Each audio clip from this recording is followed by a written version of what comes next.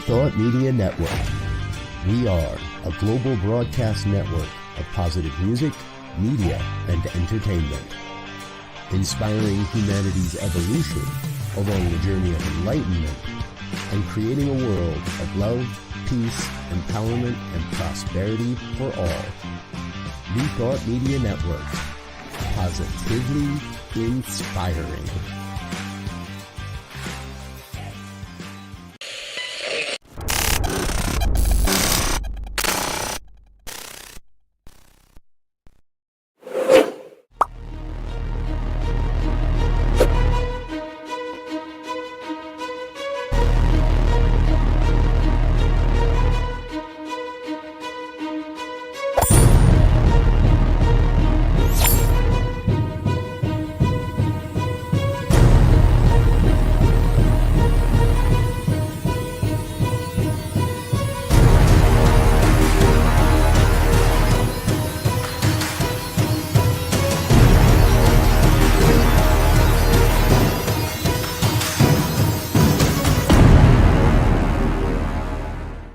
And hello again, dear ones. Dr. Robert with you here on a Friday evening. It's 5 o'clock on the Mountain Time Zone, and that means it is time for the good news here on the New Thought Media Network. It's an opportunity we take every Friday evening to share some of the good news stories we found throughout the week that you can take into your weekend, and we trust will help you to remember that we really are creating a world that works for all.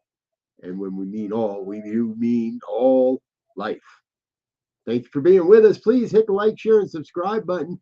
Let your friends and family know what we're doing here as well. First up tonight, it seemed like an ordinary day for those that work for the Tangora Blue nonprofit. This is based out of Australia. They were working on cleaning up some marine debris on a beach in Cape York when they came across a large number of high-tech GPS tracking buoys. So rather than take them to the dump and putting them in an e-waste dumpster, Tangora Blue founder Heidi Tate reached out to the Spanish company that created them and gained permission to use them for a completely different purpose.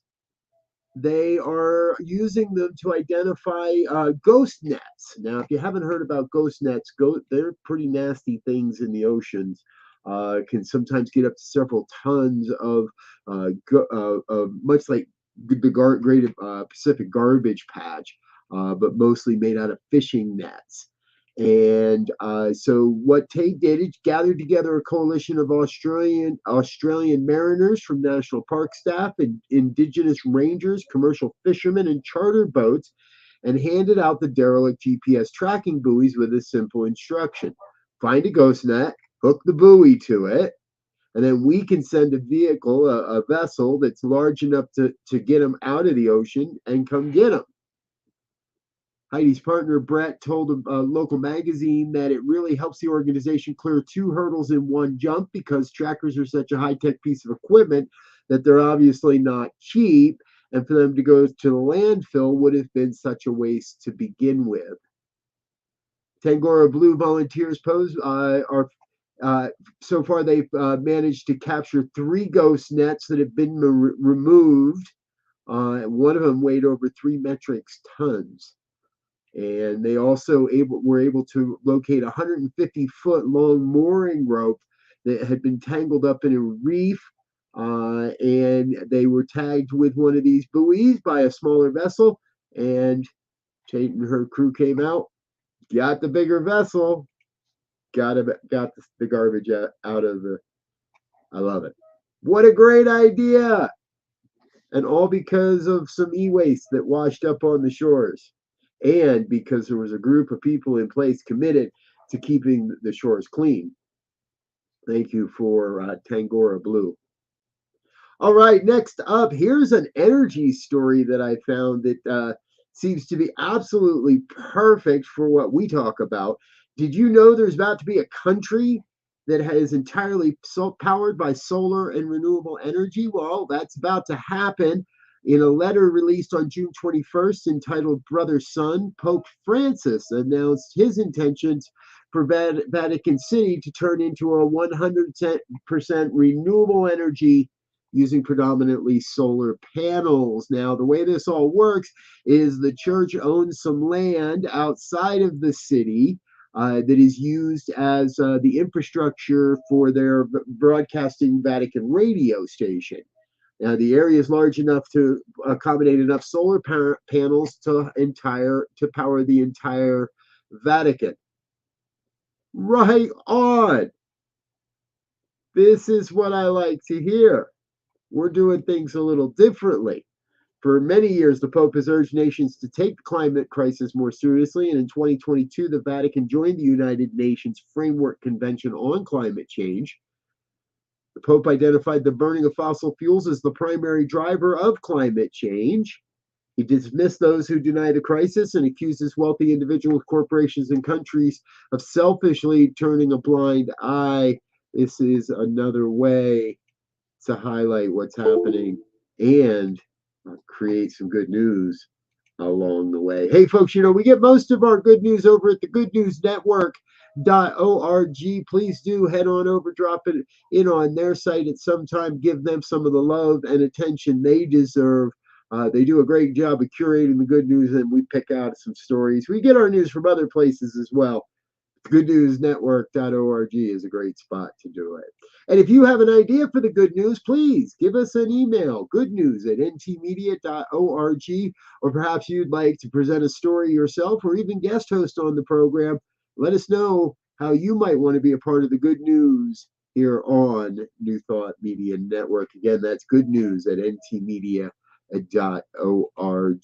All right, back into it. I love this story. This is all coming out of the UK.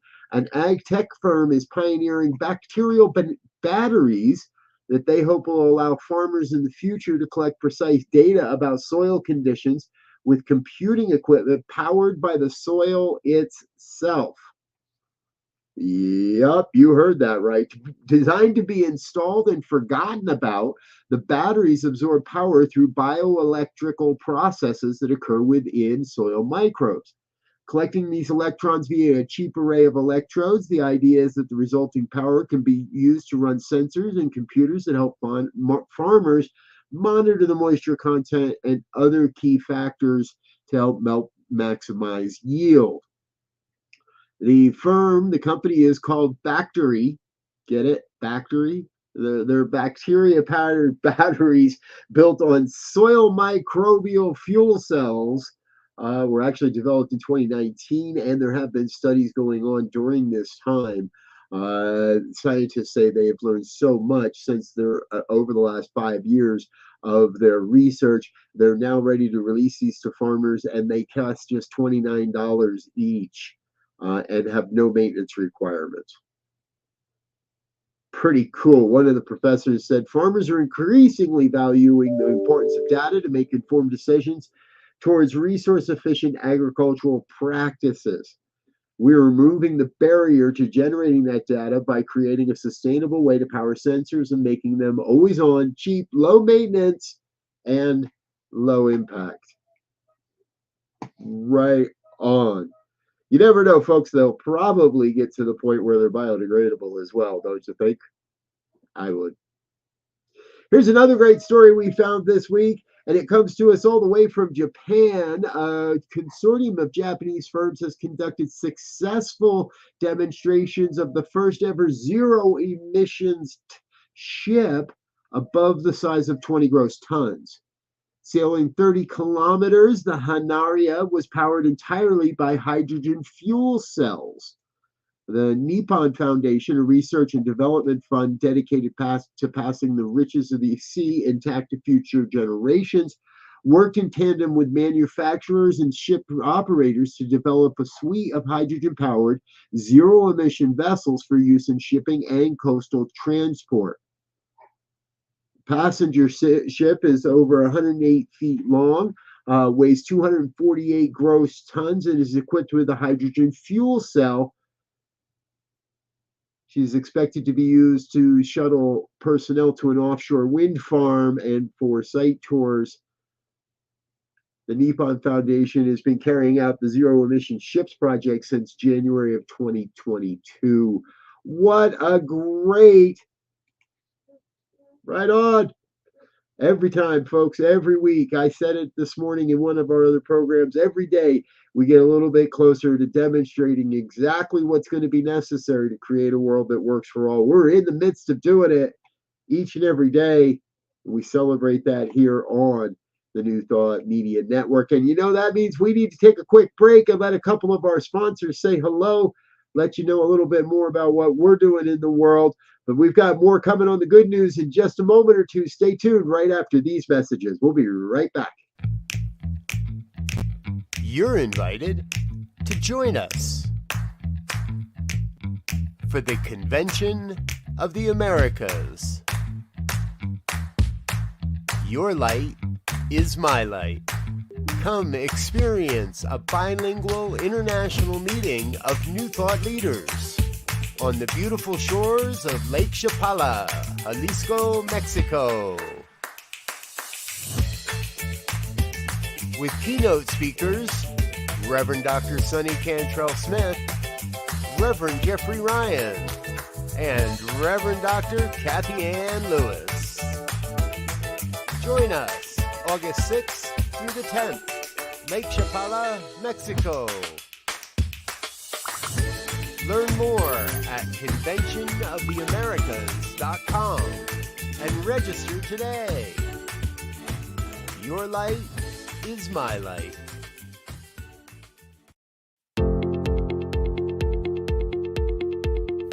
Time waits for no one. It's true. Regular registration for Celebrating Our Soul has closed. Fear not. Late registration is available. While there are limited seats, there is room for you if you register now. Go to padntg.com and register, and you will experience phenomenal live music, unique masterclasses, scrumptious food, and loving fellowship. Don't delay. Do it today. Go to padntg.com and join us at Celebrating Our Soul, consciously creating change. See you there.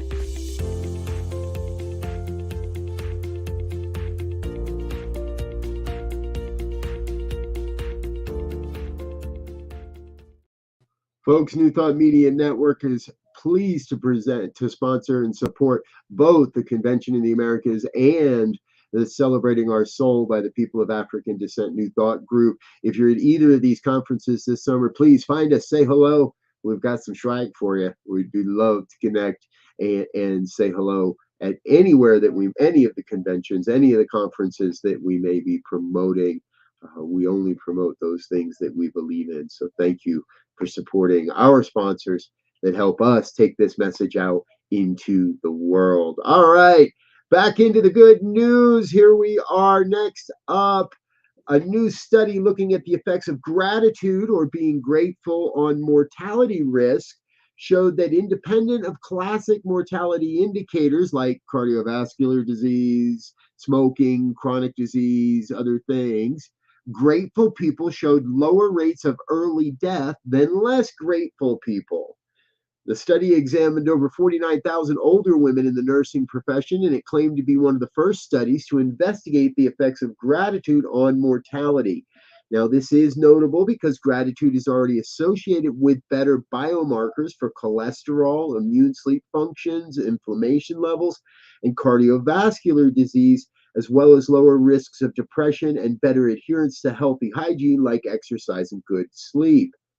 Gratitude was assessed with a 6-item gratitude questionnaire. It's made up of 6 questions answering markers between 1 and 7. The one question included, if I had to list everything I'm grateful for, it would be a long list. I have so much in life to be thankful for. Respondents were able to provide numerous examples as well. The new study suggests that permitting yourself time in the day to feel grateful should be something similar to personal hygiene, or what we might call a spiritual practice. Like brushing your soul is in the same way you brush your teeth. To that end, keeping a gratitude journal, making time for prayer, and inviting family members to announce what they're grateful for at the start of a meal together are all good ways to open your mind to grateful feelings and grateful living. Now, I know most of us on this station already, most of us watching this program already know all this, folks. And isn't it nice when science catches up to what we know is truth in the divine? Gratitude. You knew it was important. Now the world's getting to know it's important. Share the good news. Share the gratitude this weekend. All right, next up, in another great story on the efforts of rewilding, a broad coalition of national trusts, farmers, and businessmen, as well as conservatives, are looking to turn the southern English coastline and the lands beyond into a biodiversity hotspot. Success can be seen and felt in the number of aquatic species that are already returning to the Sussex coast. The effort follows two major turning points for English nature, one on land and one at sea. And back in 2022, a ban on trawling in Sussex Bay, which we reported about here on the Good News, which had long been campaigned, was passed and has gone into practice. Now, while trawling was doing the damage to the sea, what was happening on land, there were two landowners that were looking to reverse what industrial agriculture had done on a lordly estate called Knepp. The Knepp rewilding project, after the fact, and though for years surrounding farmers fought the efforts, has become an example for others in the country and around the world. Farmers from all over Sussex are looking to create conditions and corridors through and around their farms that will allow the biodiversity concentrated on the 3,500 acres of Knepp to spill over. The project is called Wheel to Waves and aims to create 10,000 hectares, that's about 24,000 acres, of nature-friendly land corridors running from the rolling hills of the South Downs along the valleys of the rivers of Arun and Adur until they reach the sea. What a big effort. What a great idea, rewilding the whole south coast of England. Sussex Bay and Wheel to Waves are working together so that the coast is a shining mirror to the South Downs National Park, where people can visit, walk for miles inland through biodiverse native habitats, and then arrive at the sea, which is filled with life. The two groups expect the collaboration to be an effective driver of ecotourism, bringing in millions from hikers, ramblers, divers, and more. Good work, folks. We love seeing these efforts come to pass. Hey, I want to introduce you to a young man who really, oh my gosh, you folks are going to love this story. Oren Nolson is 13, and he's the first person in the world to receive an implant that is a cutting edge brain implant. It's going to help him live without seizures. He's part of a human trial pilot study on treating Lennox-Gastaut syndrome, a rare form of epilepsy that can result in as many as 100 seizures per day. The 13-year-old from Somerset, England, needed around-the-clock attention and care since the age of 3. Some of the seizures were so strong it required people to resuscitate his heart. After receiving the brain implant, his mother declared that she definitely now has a normal teenager, as Oren has been able to ignore his mother. The future looks hopeful, which I wouldn't have dreamed of saying 6 months ago. And that's, again, his mother stating that. During the surgery, the operating team inserted 2 electrodes deep into Oren's brain to a region called the thalamus. Wires were then run to the neurostimulator on the underside of Oren's cranium. This has all been designed by Amber Therapeutics, and the device delivers constant neurostimulation to help suppress the seizures by blocking the signals that causing them from reaching the thalamus to begin with. Congratulations, Oren, and to all of humanity. Think about it, folks. We now have the ability to change how kids like this, anyone with this disease, will be able to recover and live a normal life. What an exciting time. Hey, we need to take a little bit more of a break, say hello to just another sponsor or two, but we've got a lot more coming up after the break with This Week in the Good News, including our heroes of the week. Stay with us. We'll be right back after these messages. The New Thought Men's community proudly presents New Thought Men's Summit, Foundations, an online conference, September 22nd through 27th. Register today at www.newthoughtmens.community, featuring 22 New Thought speakers, ministers, and visionaries, sharing their wisdom of modern spiritual masculinity. New Thought Men's community, empowering wholeness, centered in spiritual living. Please help us say thank you to our organizational sponsors, including the Hefferland Foundation, Affiliated New Thought Network, International New Thought Alliance, Science of Mind Archives and Library Foundation, Center for Spiritual Living Denver, Center for Spiritual Living Midtown, New Thought Philadelphia, Planned Happiness Institute, Summit Center for Spiritual Living, One Heart Retreats, Center for Spiritual Living on the Lake, Unity Kitchener, Unity Spiritual Center Ottawa, Om Center for Spiritual Living, Satya Center, Begin Within Ministries, Center for Spiritual Living North Jersey, Unity of Savannah, and the Center for Spiritual Living Seattle, as well as all of our individual donors. Thank you for being part of the New Thought Media Network. Please like, share, and subscribe.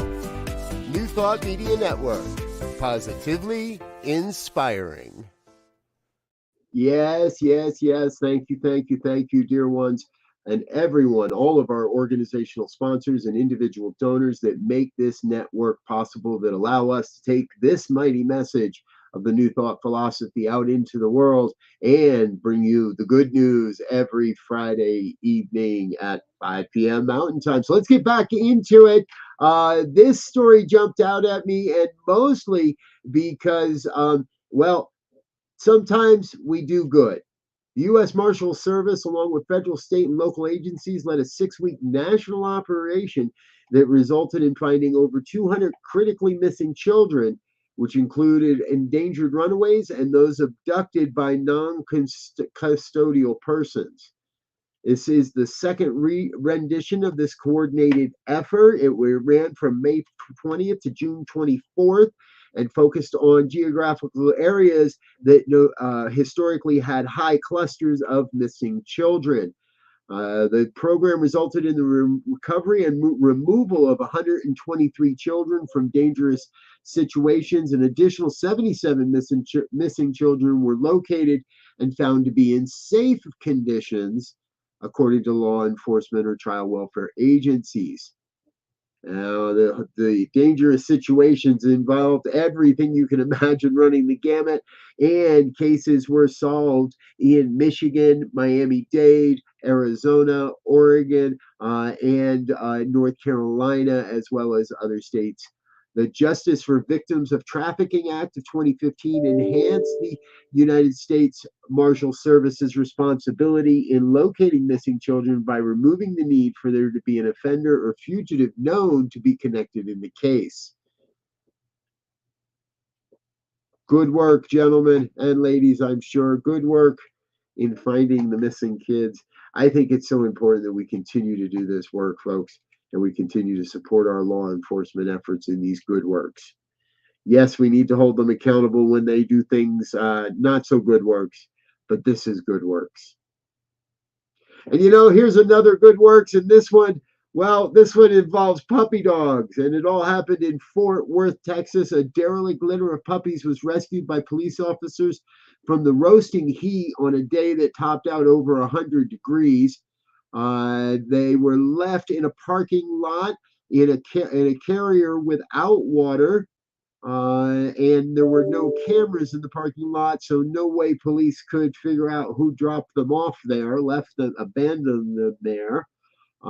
They were noticed by a good Samaritan who called the Tarrant County Police.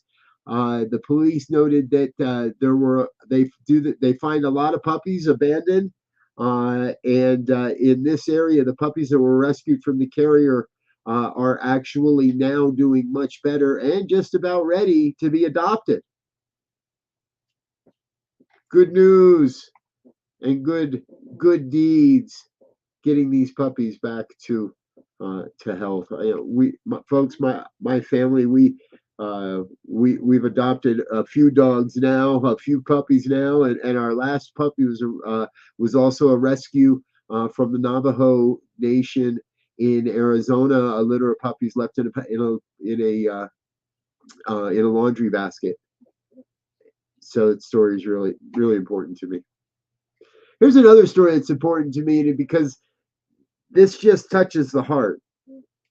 Special recognition has been paid to a senior foster mom from Maryland.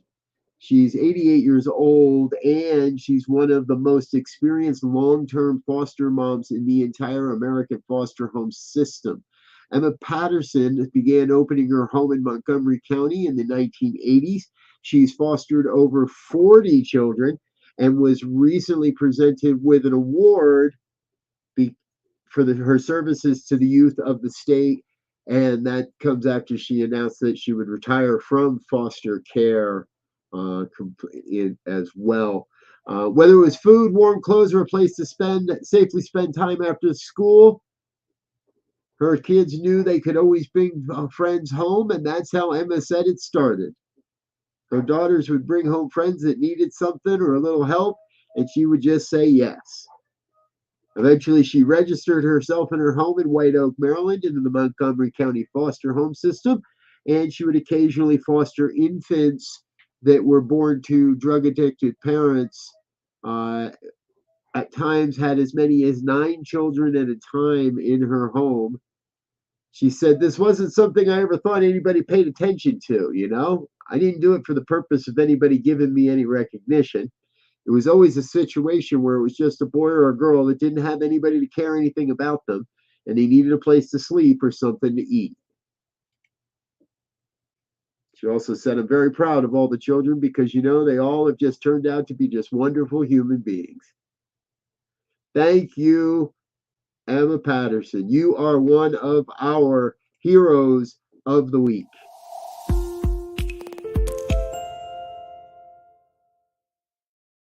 And our other hero of the week is an unsung hero.